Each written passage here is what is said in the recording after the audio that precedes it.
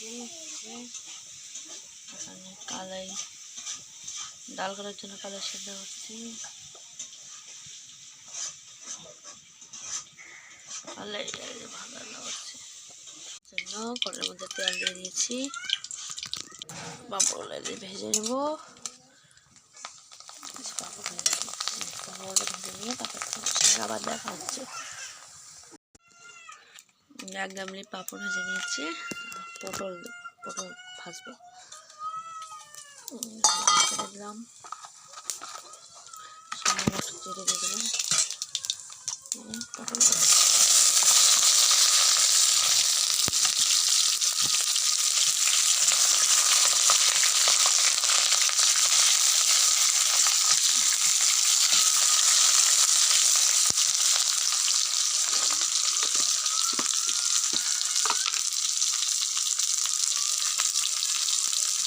লবণ দিয়ে দিলাম।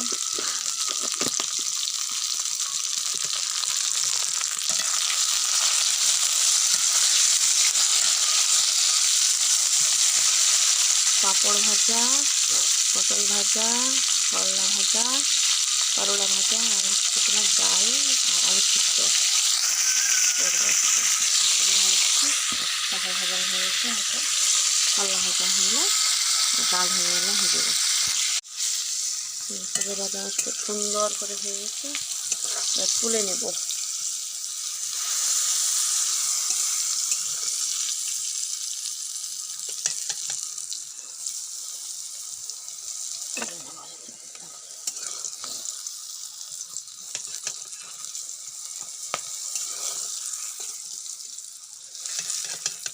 একা ভিডিও করতে খুব কষ্ট হয়, খুব অসুবিধা হয়।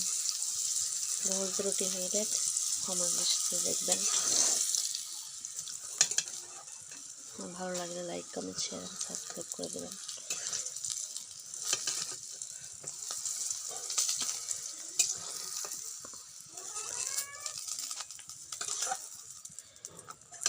এবার দিয়ে দেবো করলা।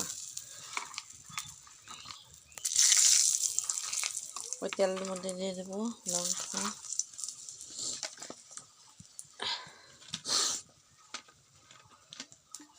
আর একটু তেল দিয়ে দেবো।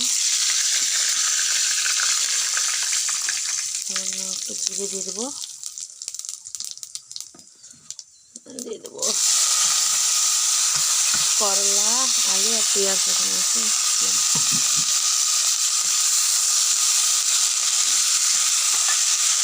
ভেজে নিয়ে আবার তোমাদের সঙ্গে দেখা হচ্ছে। লবণ দিয়ে দেবো, হলুদ দিয়ে দেবো। আর লবণটা দিয়ে দেবো এখন, পরে হলুদ দিয়ে দেবো। লবণ দিয়ে দিলাম, একটু পরে দিয়ে দেবো।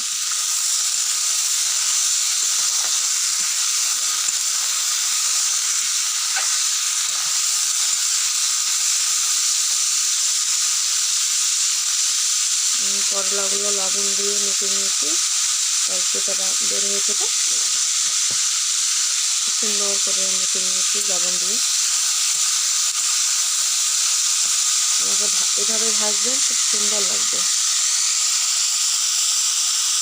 একটু পরে হলুদ দিয়ে দেবো, দিয়ে তারপর নামানোর সময় আবার তোমাদের সঙ্গে দেখা হবে।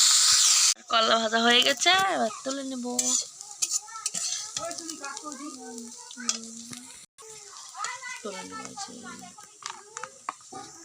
ডালের জন্য তেল দিয়ে দেবো। তেল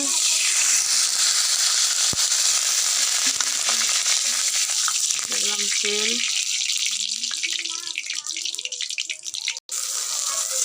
এখানে আদা, রসুন আর পেঁয়াজ, জিরে, দুটো লঙ্কা দিয়েছি।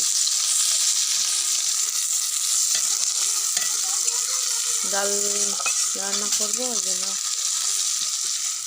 ফোড়ন দিয়ে দেবো। আদা, রসুন, পেঁয়াজ আর জিরে আর দুটো শুকনো লঙ্কা।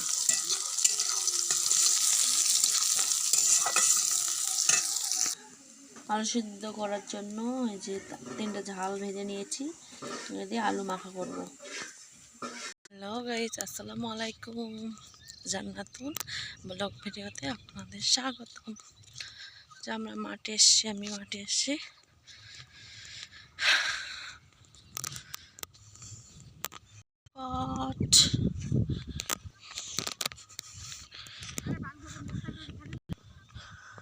আমি যাচ্ছি মাঠে, ছাগলের কাছে যাচ্ছি।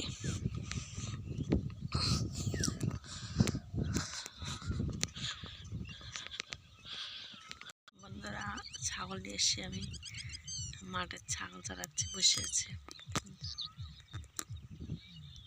ছাগল চড়াচ্ছি। চড়াই নিয়ে সন্ধ্যা লাগবে, তো আমি বাড়িতে যাবো, সব কাজ সেরে আসি। মানে রাত্রিবেলা ভাত রান্না করবো না, কারণ শরীরটা খুব খারাপ লাগছে, ভাত খাবো না আমি। কি খাওয়ার হয় ব্যবস্থা সেরকম করে রাত্রে কাটিয়ে দেবো। ভালো লাগছে না আমাকে, মনটা কঠিন খারাপ লাগছে, জানি না কেন আমার শরীর মন একদম ভালো লাগছে না।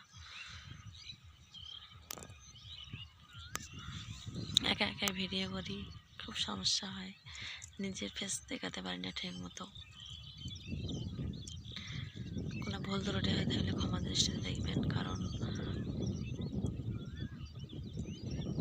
গুছিয়ে কথা বলতে পারি না।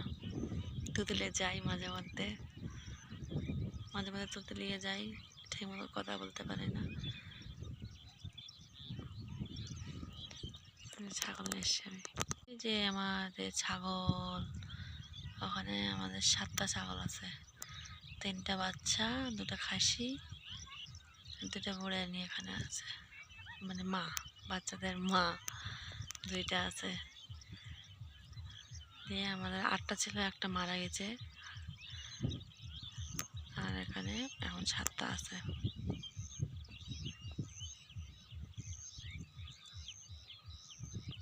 একা একাই টাইম কাটে না, খুব খারাপ লাগে। কেউ কী করবো বলেন, আমার হাজব্যান্ড তো সবসময় বাড়িতে থাকতে পারে না, কাজ করে, এখানে সেখানে যেতে হয়, ছেলে মানুষ তো, ছেলে আর আমি একা একাই থাকি, খুব খারাপ লাগে। বাড়িতে অনেক মানুষ, কিন্তু তার মনটা খুব খারাপ লাগে। আর যদি আমার বাচ্চা থাকতো তাহলে খুব ভালো লাগতো। একটা বাচ্চা আমার হয়নি এখনো, আমার ভীষণ খারাপ লাগে একা একাই। দিনটা যদি যেভাবে কাটে, খুব খারাপ কাটে আমার। সময় মনটা খুব খারাপ হয়ে যায়। কী করবো বলেন, আল্লাহ যদি না দেয়, আল্লাহ থেকে তো জোর জবরদস্তি করে নেওয়া যাবে না। যেদিন খুশি হবে আল্লাহ সেদিন দিবে।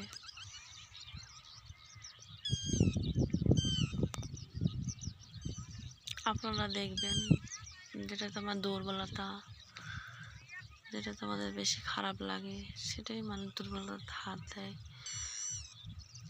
যেটা নিয়ে মানে মানুষের ইমোশন, মানে যেটা করলে আর কি মানুষ বেশি আর মানে মন খারাপ লাগবে বা মনে আঘাত লাগবে, সেটা বেশি করে মানুষ বলে।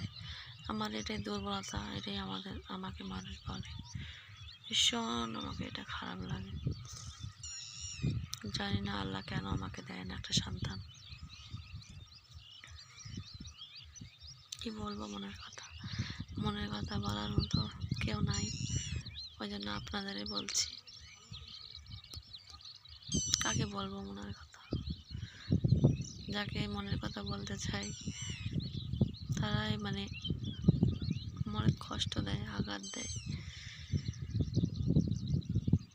আপনারা দূরে আছেন, আপনাদেরই বলছি। ভিডিওটা ভালো লাগলে like, comment, share and subscribe করে দেবেন, আমার চ্যানেলের পাশে থাকবেন। এটা নিয়েই আমি মানে একা একা থাকতে খুব খারাপ লাগে, তো ওই জন্য ভাবছি যে এগুলো ভিডিও ছাড়বো, একটু ব্যস্তর মধ্যে থাকবো, তাহলে মনটা একটু হালকা হবে, ভালো লাগবে। কাজের মধ্যে থাকলে মনটা যদি একটু ভালো লাগে, ওই জন্য এগুলো কাজে আসা।